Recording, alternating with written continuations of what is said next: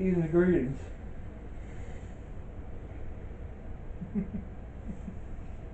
Season's greetings, Merry Christmas, Happy Holidays, Happy Hanukkah, whatever you wish your greeting to be. And welcome to another episode, a festive episode of FunSmiths International.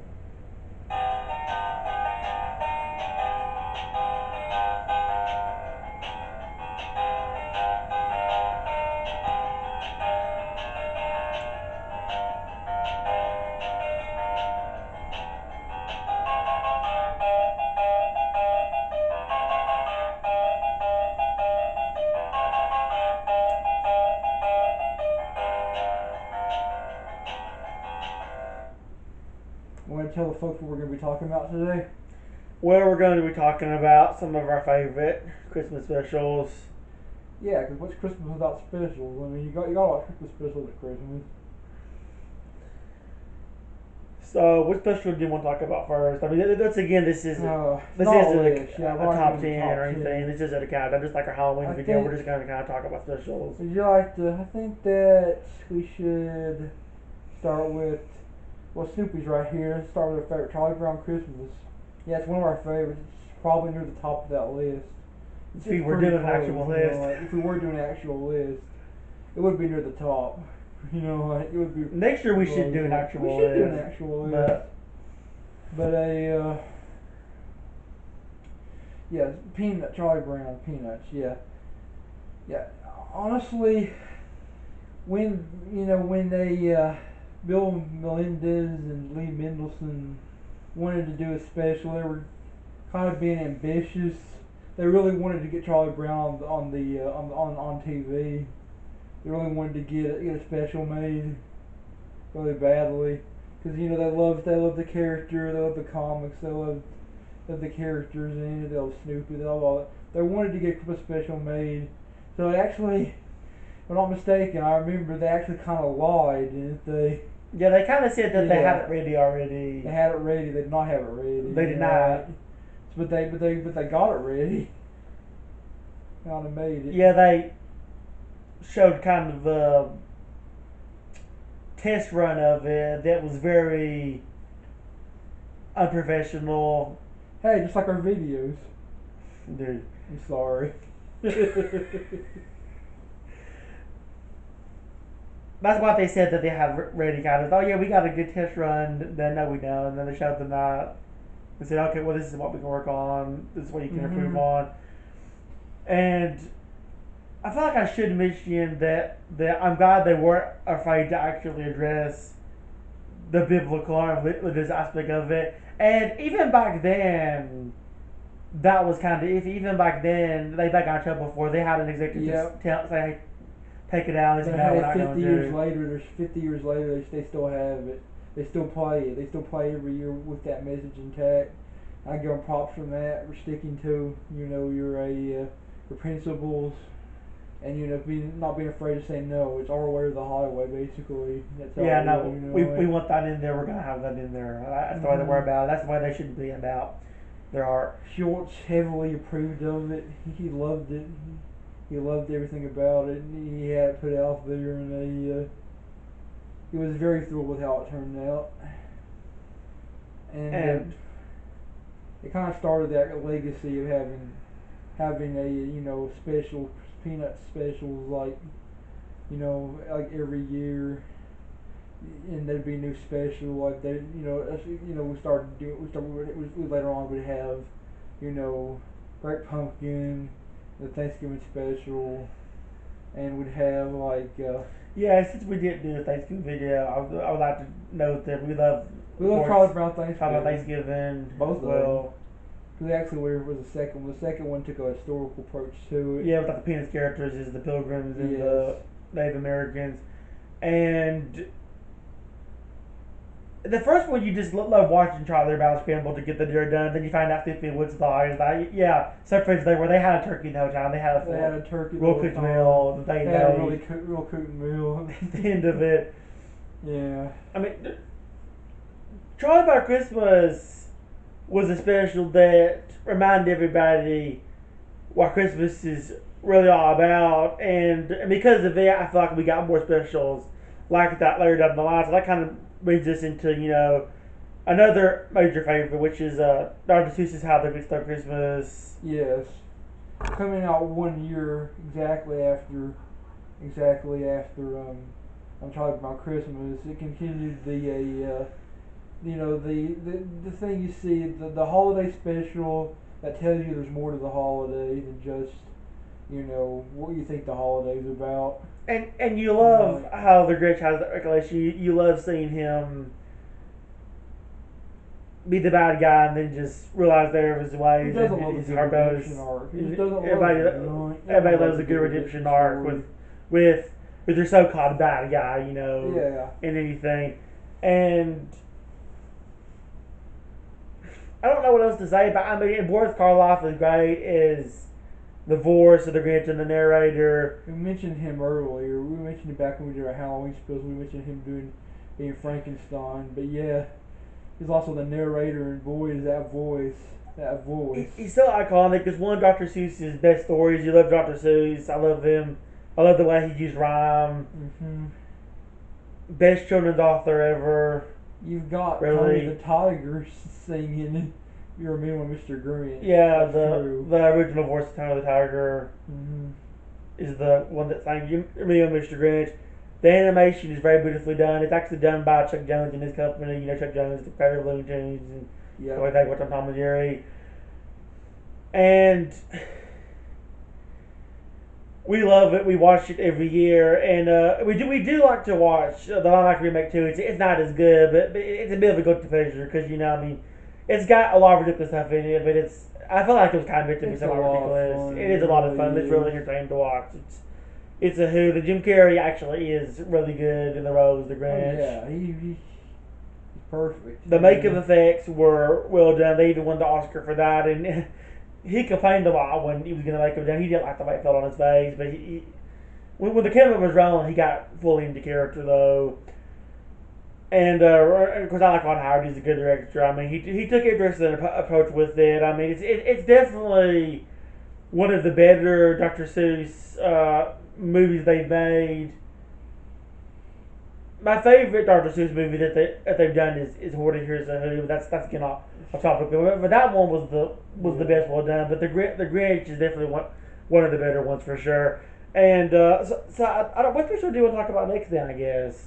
Well, if we're talking about the Grinch, I think we need to mention, of course, it's like some of our favorite bits from it. Of course, I mean, Yahoo Tours is a really catchy song, and you about can't get it out of your head. And I love Max as the reindeer. That little poor dog. I mean, he put that dog through so much. He really did. It's a miracle that dog still wants to hang around. but thinking about the Grinch, and thinking about what special to talk about next. Let's talk about the original Grinch, and I have no doubt that Dr. Seuss probably took a lot of inspiration from this Grinch. Let's talk about Christmas Carol and its thousands upon thousands of adaptations. Yeah, I don't even know where to start. So Scrooge was the original Grinch, and Scrooge once again redeemed himself. Where do we start with something like the Grinch? Christmas Carol?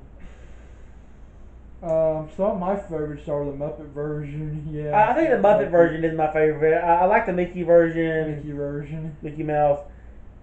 I like the one that had George C. Scott in it. For the 80s. And then speaking of Jim Carrey, I really like the Jim Carrey CGI motion capture one with what do you Barbara know? Zemeckis. Jim Carrey played a Scrooge and also played a Grinch. Did do the Christmas Carol? Yeah, that one was good. And that also brings me to the Polar Express. I think we should finish talking about the Christmas Carol first, and then Christmas Carol first. We really touched upon it.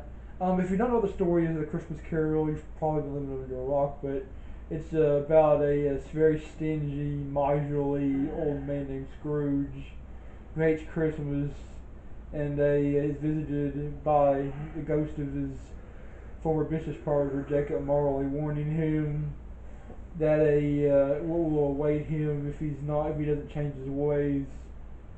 So throughout the night, he's visited by three ghosts. The ghosts of Christmas, past, present, and future, or yet to be, some people like to call it. And they show him, things from his past, present, and the future that may happen, but end up not happening because unfortunately he does change. The spirits do change him, and it's just living proof that anyone can change. And I noticed you've been talking about messages, positive messages being reflected in these specials. And it's good because I mean, as much as we love these specials because they're fun to watch, we also like them having heartwarmingness to them and messages and meaningful moments, and we love that. Love that. Um, Charles Dickens' Christmas Carol story is timeless. I mean, I think the first film adaptation of it probably came out in the 30s. I think it was 1938's Christmas Carol. It's also popular. There's another very popular one in 1951 when the story is undoubtedly going to get probably another installment at some point. Like because that special is just so iconic that it's gonna withstand the test of time. There's a lot of Robin Hood movies, so there's probably gonna be a lot of Christmas Carol movies. A story that's that old and that timeless is not going anywhere. And you can't forget God bless us everyone. It's like one of the timeless Christmas quotes. People quote it every year, and it's just Tiny Tim. That line has become so iconic that when people say it, it means something. It's not just something that was said. It means something. Do you want to go into Polar Express, or do you want to say anything else about Christmas Carol really quick? No, I think we're good. Well, of course, I will also know that Jim Carrey actually plays 8 parts, including Scrooge in the Yes. Sea Double Officer of Christmas Carol, which was directed by Robert Zemeckis, who also did the Polar Express, which was bringing us into that film. And in that one, Tom Hanks plays like 5 characters, including the conductor and Santa Claus. And that special just has so much charm to it, and just it takes you back to your childhood. It reminds you of really just how great it is for the innocence of a child is. And I mean that go. It's good to just keep that spirit and keep that childhood aspect alive, even as you get older on Christmas, because everybody is really a kid at Christmas, just like how in the Christmas song they say. So it's been said many times, many ways. Yep. From kids from 1 to 92. Apologies if I screwed that line I guess up. that means that 93-year-olds aren't kids anymore. We know that's not what that means. But that's what they mean. It's like it brings out the kid inside everybody.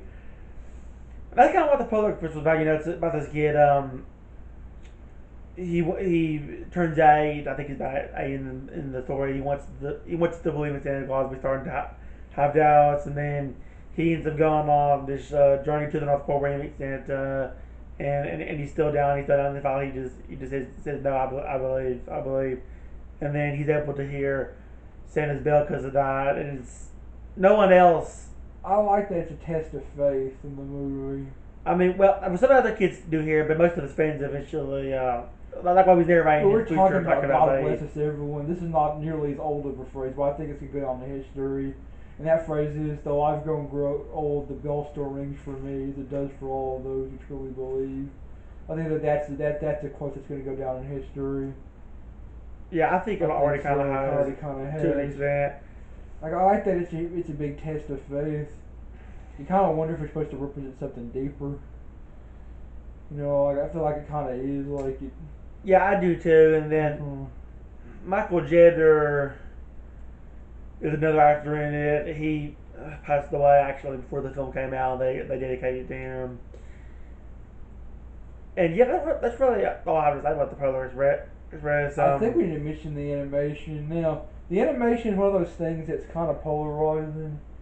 It's very strange because it gets praised, in some areas and criticized in others. Like some people often bring out the people not necessarily looking as good as they could.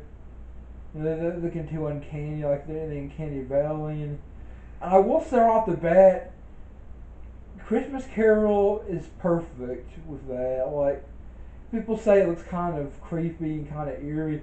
But here's the thing: Christmas Carol is kind of an eerie story. It's supposed to be creepy, so I feel like with that one, much better. I think that Jim Carrey looking kind of creepy makes sense.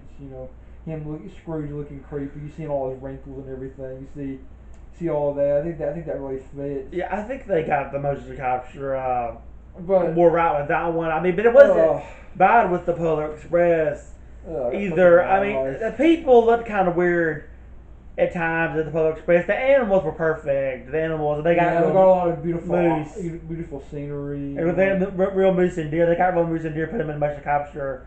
Yeah, they're actually real animals. Yeah, I mean, the scenery. A lot of the scenery is real too. That they put in motion capture. When they're going across that icy road, man, that ice is just so sharp. Honestly, winter is such a beautiful time, and I'm kind of jealous because where we live, we probably won't get any snow until like January or something. So I'm a little bit, disgruntled by that. Well, not really, but it's gonna be great when and if hopefully we get a snowfall of some kind. Because I would like to have one. I guess we should just kind of move into the Rankin Bass special now, because you got to talk about them, of course. Yeah. Oh yeah. It's hard to talk about every single one. There's too many. Let's talk about some of our favorites though. Well, Rudolph, you gotta love it. The stop motion is beautiful. It's very good for all of them though. Of course, Santa Claus is everything out. Frosty the Snowman, which is actually 2D animated though. I know there's Ralph Frosty's Christmas in July, an underrated one. It's stop motion. Mm-hmm. Frosty Returns too. There's also Frosty's Winter Wonderland. Rudolph's. The only time we saw a Frosty in stop motion. I think so. They did a Frosty though. If anyone here is an expert on Rankin Bass business, feel free to let us know. Rudolph Shiny New Year. Man, yeah, they show that one at New Year. Usually before New Year on TV. Rudolph and the Allen Misfit Toys. Still a holiday special by all means, right? I read that Stranger the movie. There's that. I think. What's it called? There's.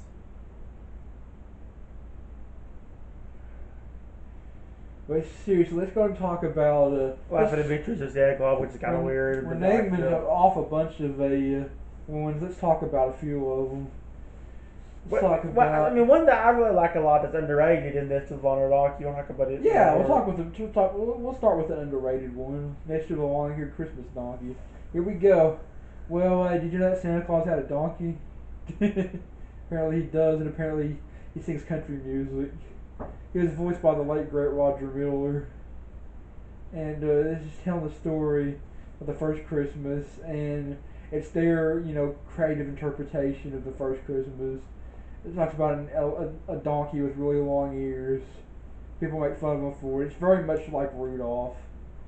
And Nestor is constantly made fun of, but he ends up being picked out by Joseph and Mary to carry them to Bethlehem so they can give birth to Jesus. And so he ends up being very important. He ends up being very important. And when after that happens, everyone makes fun of him, just praise him. Yeah, you probably notice it sounds a lot like Rudolph. It's very much Rudolph with the first Christmas setting. And that leads us to Rudolph. Rudolph is the penultimate classic. It kind of started the whole trend. We all know the classic moment, which we all know about Hermie not being at elf practice. We all know about Hermie wanting to be a dentist. We all know about all the reindeer you're teasing them and about not being able to he has this nose that blinks and it's red, but the boy can take off, but the boy is good at flying clearly, but it takes until Santa has some trouble with the sleigh and the fog starts coming in. It takes him until then to realize Rudolph's important. of course, they're all kind of saying sorry and everything before that moment. And I mean, it has Yukon Cornelius. You gotta love him.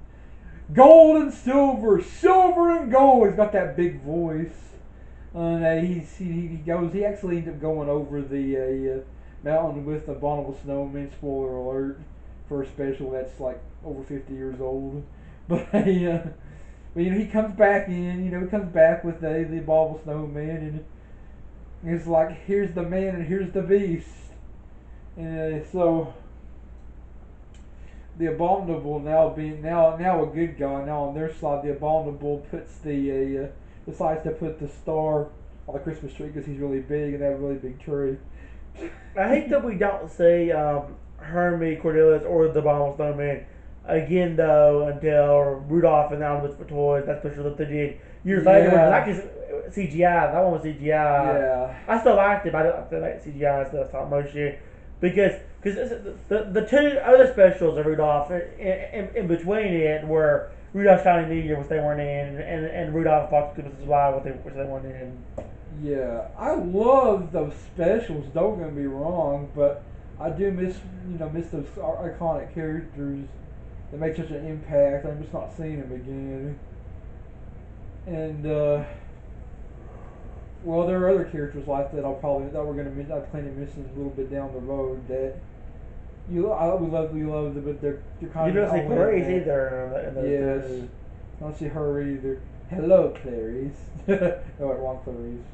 And what special you were talking about your house, Santa Claus? Because I really do. Yeah, that's what I was talking about. Yeah, start out Miser Brothers. They're what make the movie. They're what made the special. I don't feel like the special would have become as big of a classic if it wasn't for them. But it's funny because they're really not needed that much. It's an hour-long special. They have about 3 scenes in that special, but they're 3 really iconic and movable scenes. They're not the only good things about the special. You still get Santa Claus. Mickey Rooney doing his iconic Santa. It's just classic Santa. You've got Mrs. Claus, and you've got the elves jingle jangle. I like the boy too, and then Vixen is adorable. You got the little. They put the socks on her horns, antlers. I mean, to make it look like a dog, and actually fell for it. The Snow Miser and Heat Miser, they made the special, and they were so iconic that they got their own spin-offs. Last sequel years later, another about the Brush Christmas, which was also great too. And that's who I was talking about, characters that make an impact, but you don't see them again for a while. That's what I was talking about. Talking about the Miser Brothers, it was a long time before they even made a sequel, and they actually made the live action Year Without Santa Claus remake before they was made for TV. I don't know a whole lot about it. I did not see it. I've heard it's not very good. I don't know. I bet the Miser Brothers at least did it though. They have because it's a full kind of movie. They have a bigger part in it though. But then again, He Miser was literally played by Harvey Firestein in it, and that's if you know who Harvey Firestein is, you know what I'm talking about. He's not the person you would get to play He Miser. He doesn't sound anything like He Miser. He does not fit in your respect. Michael McKee plays Snow Miser. He works a little bit better. But yeah, the whole premise of Your Santa Claus wanting to take a holiday. He ultimately decides to not take a holiday. Again, spoiler alert for a special that you probably should have seen already. But yeah. It's a really good message about realizing that even if people don't always appreciate what you do, if you're doing good, you should still do it. And he also realized that he was still appreciated more than he realized. He just, wasn't saying it. He was seeing the bad stuff. I feel like that happens a lot at Christmas. People get fixated on the bad things about or the shreds, and then they forget about what they're talking about. And that special kind of. There's always something to be happy about. That special really does teach that message. So that's a good reason to talk about it. Has an absolutely heartbreaking rendition of Elvis' song "Blue Christmas." Sung by a little kid. Yeah, sang by a little kid. Yeah. She said when she found out Santa's not coming.